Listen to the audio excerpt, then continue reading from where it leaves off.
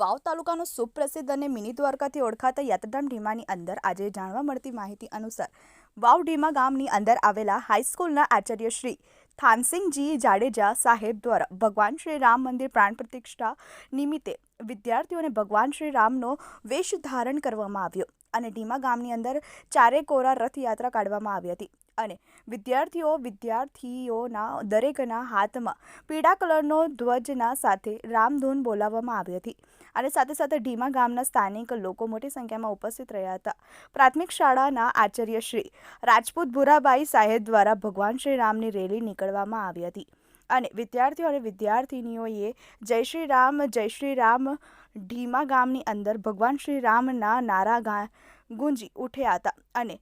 યુવાનો વડીલોએ ભગવાન શ્રી રામની સુંદર મજાની રેલીમાં ભાગ લીધો હતો।